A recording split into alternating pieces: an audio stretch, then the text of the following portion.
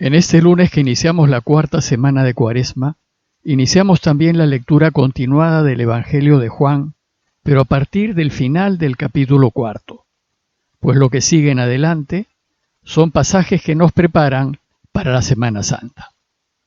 En las lecturas de los días que vienen, el evangelista nos irá mostrando una tensión cada vez más creciente en torno a Jesús, hasta que lo toman prisionero y lo matan. Pero antes de leerles y comentarles el texto de hoy, y a manera de introducción, deseo hacer una breve nota explicativa acerca del Evangelio de Juan. Se trata de un evangelio muy distinto a los otros tres. Mientras que el de Marcos, Mateo y Lucas se parecen entre sí, seguramente porque Mateo y Lucas, además de otras fuentes comunes, han tenido a la mano y han usado el Evangelio de Marcos. El de Juan, en cambio, es totalmente independiente y tiene muy pocas coincidencias con los otros tres, aunque sí coinciden, pero en sus líneas fundamentales, en los relatos de la pasión, muerte y resurrección del Señor. El Evangelio de Juan fue el último en escribirse y se estima que se hizo en torno al año 100.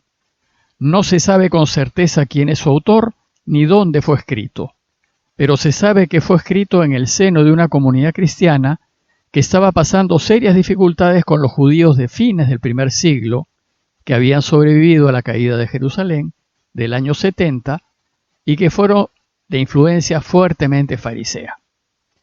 El interés de Juan no es narrarnos hechos de la vida de Jesús, sino enseñarnos quién es Él.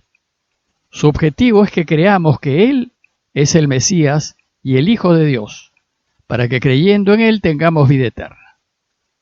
El Evangelio está dividido en dos grandes partes o libros, que son el libro de los signos y el libro de la pasión, muerte y resurrección del Señor. La primera parte, el libro de los signos, está a su vez compuesto de 7 milagros.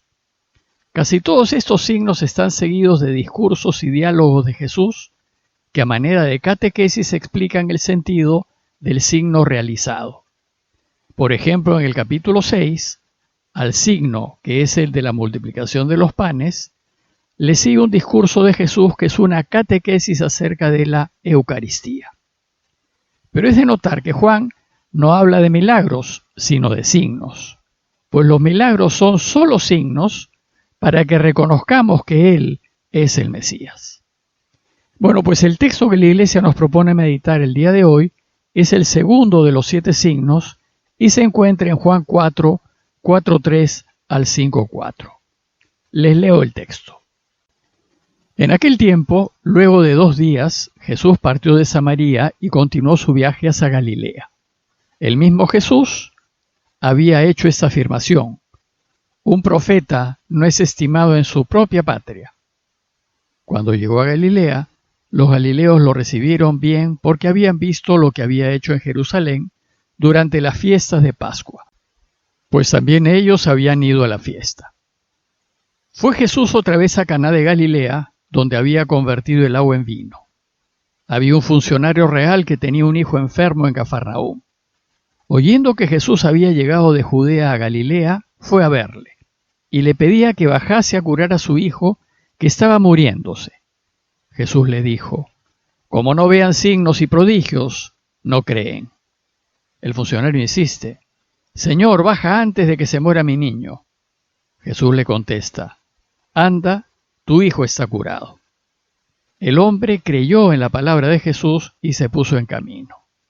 Iba ya bajando cuando sus criados vinieron a su encuentro diciéndole que su hijo estaba curado. Él les preguntó a qué hora había empezado la mejoría y le contestaron: hoy a la 1 lo dejó la fiebre. El padre cayó en la cuenta de que esa era la hora cuando Jesús le había dicho: tu hijo está curado. Y creyó él con toda su familia. Este segundo signo lo hizo Jesús al llegar de Judea a Galilea. El relato que les he leído primero hace una larga introducción y después nos presenta el signo. Previamente Jesús se ha encontrado con la mujer samaritana. Luego de este encuentro ella volvió a su pueblo a contarles a todos lo que Jesús le había dicho. Los samaritanos fueron a buscar a Jesús y le insistieron que se quedase con ellos, y él aceptó quedarse 2 días. Por eso el texto de hoy empieza diciéndonos que luego de 2 días Jesús partió de Samaria y continuó su viaje hacia Galilea. Jesús regresa de Jerusalén, de celebrar la fiesta de Pascua, y él y los suyos decidieron tomar el camino corto hacia Galilea, que era atravesando Samaria, aunque eso significaba encontrarse con samaritanos que eran enemigos de los judíos.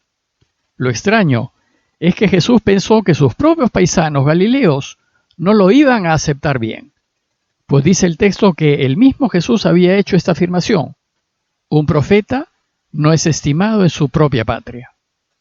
Sin embargo, nos dice el texto que cuando llegó a Galilea, los galileos lo recibieron bien, porque habían visto todo lo que había hecho en Jerusalén durante la fiesta, pues también ellos habían ido a la fiesta.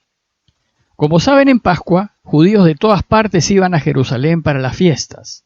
Muchos galileos habían estado en las fiestas, habían visto a Jesús por allá y habían visto lo que había hecho y enseñado. Por eso, y contra lo que esperaba Jesús, lo recibieron bien. Pero al llegar a Galilea, nos dice el texto que fue Jesús otra vez a Caná de Galilea, donde había convertido el agua en vino. Convertir el agua en vino fue el primer signo que Jesús realizó, según el Evangelio de Juan, en Caná de Galilea. Y ahora de nuevo en Caná va a concluir con las enseñanzas de su primer signo. El relato de hoy se centra en su segundo signo, que hará a distancia, desde Caná, pero que sucederá en Cafarnaúm. Este segundo signo trata de la curación del hijo de un funcionario real que vivía en Cafarnaúm. Juan habla de un funcionario real, es decir, de un oficial romano que probablemente haya sido un centurión, es decir, un oficial a cargo de 100 soldados.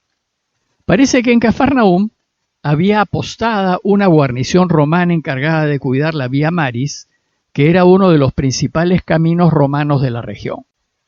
Cafarnaúm era un pueblito pequeño en donde estaba la casa de Pedro y en donde se alojaba Jesús cuando estaba en Galilea. La gente de Cafarnaúm lo conocía muy bien, pero también lo conocían los romanos. El oficial romano a cargo de la guarnición de Cafarnaúm probablemente no haya entendido el arameo que hablaba Jesús, pero sin duda lo había visto realizar muchas curaciones y estaba seguro que él podía curar a su hijo. Creía en su poder. Entonces, cuando se enteró que Jesús estaba en Caná, él mismo fue a verle. Los romanos, a fin de controlar al pueblo, tenían un eficiente sistema de comunicaciones.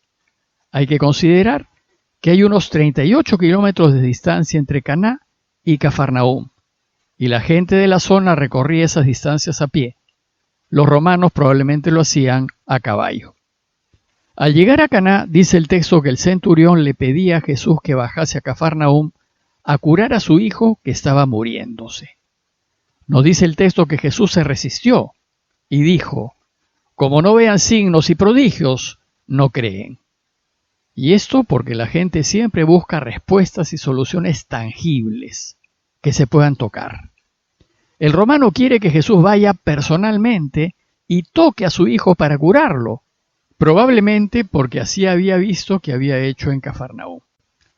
Pero Jesús busca enseñarnos que basta confiar en su palabra, creer en ella. Creer significa tener fe, confiar que algo es posible, sin dudar que así será. Y aquí, confiar que su palabra es eficaz, confiar en que lo que Él dice sucede, y que lo que hay que hacer es creer, que no es necesario que esté físicamente presente. El funcionario que no entiende insiste y le dice: Señor, baja antes de que muera mi niño. Pero Jesús solo le dice: anda, tu hijo está curado. Es decir, tienes que confiar en lo que te digo, que está curado.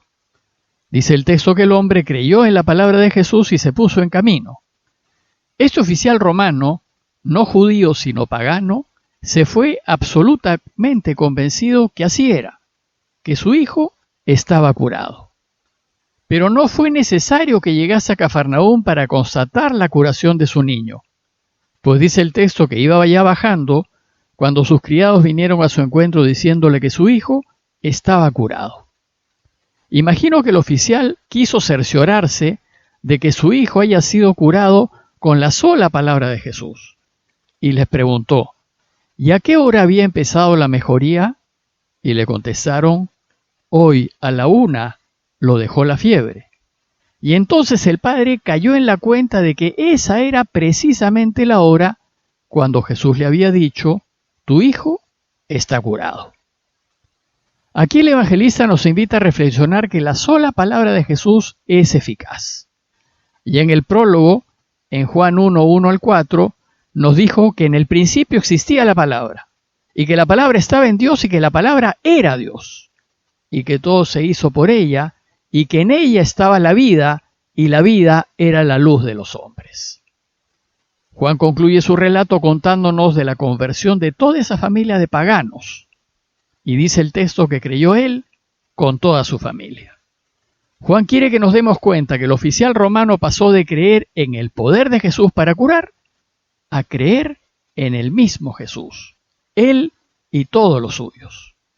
Y así, mientras que hasta los paganos creen en Jesús, los judíos no lo hacen. En conclusión, los invito a considerar, primero, que Jesús ayuda a todos sin distinción de personas. Aquí le hace el favor a un extranjero, a un invasor, pues para él no debe haber diferencias entre los hombres, todos somos hermanos. Y segundo, considerar que Jesús nos enseña a confiar en su palabra, y que si le pedimos un favor, si es para un mayor bien, Él nos lo hará. Pidámosle pues al Señor la gracia de poder confiar a ciegas en la eficacia de su palabra, y que si dice que me quiere, realmente me quiere, y si dice que me perdona, realmente me perdona. Parroquia de Fátima, Miraflores, Lima.